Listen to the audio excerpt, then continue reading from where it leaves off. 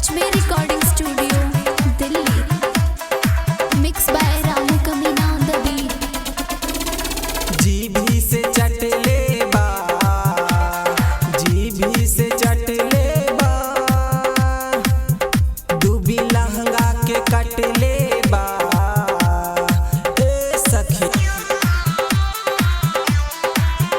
डूबी लहंगा के कट ले बा, साला जीभी से चट ले बा, डूबी लहंगा के कट ले बा, साला जीभी से चट ले बा, दर्द भीतर ले डट ले बा, साला जीभी से चट ले बा। DJ Ajmer recording studio Delhi.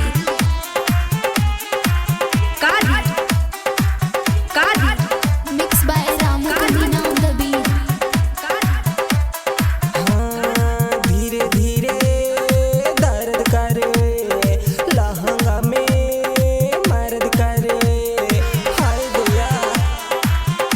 हाँ, धीरे धीरे दर्द करे, लहंगा में मर्द करे, सिवा ऊपर के कट ले बा, साला जीभी से चट ले बा, डूबी लहंगा के कट ले बा, साला जीभी से चट ले बा।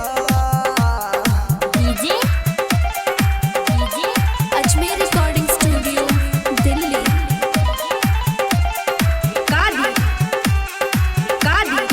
Mix by Ramu Kamina on the beat. हाँ, रतिया में सुतला सुताइलस रे, काम करके मुआ ना उगाइलस रे।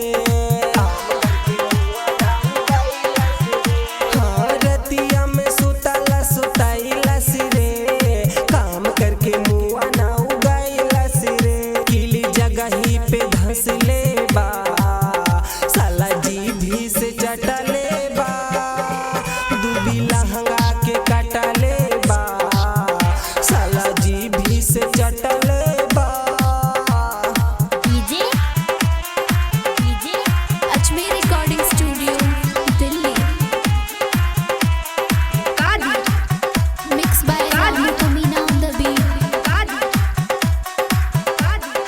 हाँ हाँ, राइटर रामू तो से दुखवा सुनाई, सरवन से जाके नदी हा बताई।